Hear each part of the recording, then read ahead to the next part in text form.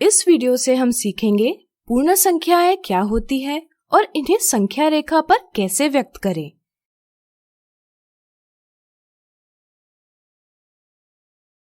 हमारे जीवन में हम कई स्थितियों में गिनती यानी काउंटिंग करते हैं, जैसे कक्षा में विद्यार्थियों की गिनती, दिन, सप्ताह और महीनों की गिनती, चीजों की गिनती इत्यादि। जैसे ही हम गिनती करना शुरू करते हैं, 1, 2, 3, 4, 5, 6, 7, 8 इत्यादि संख्याएं हमारे सामने प्राकृतिक रूप से आने लगती है। इस कारण हम गिनती गिनने वाली संख्याओं को प्राकृत संख्याएं यानी नेचुरल नंबर्स कहते हैं। चूंकि प्राकृत संख्याओं की शुरुआत 1 से होती है, इसलिए 1 यह सबसे छोटी प्राकृत संख्या है। क्या आप बता सकते हैं सबसे बड़ी प्राकृत संख्या क्या होगी? विचार करें।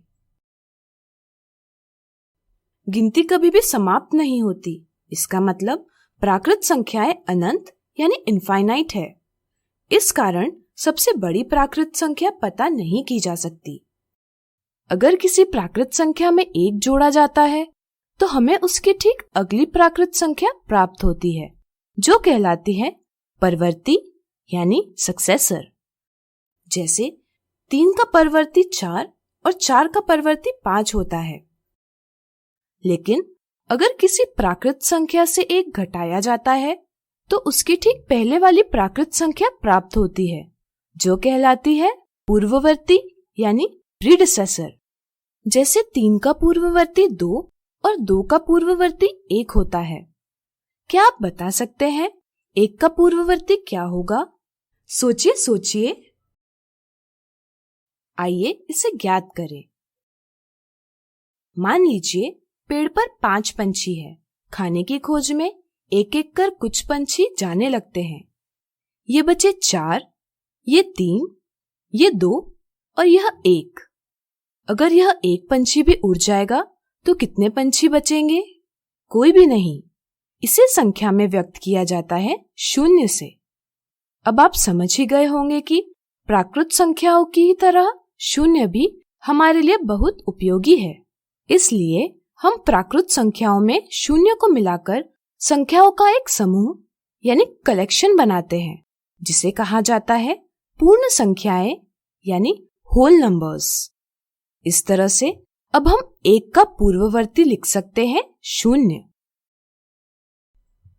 पूर्ण संख्याओं की समझ बनाने के लिए संख्या रेखा यानी नंबर लाइन एक उपयुक्त माध्यम है। संख्या रेखा एक सरल रेखा यानी स्ट्रेट लाइन है, जिस पर संख्याएं समान अंतर यानी इक्वल डिस्टेंस पर दर्शाई जाती है। समान अंतर कहलाता है मात्रक दूरी या इकाई दूरी यानी यूनिट डिस्टेंस।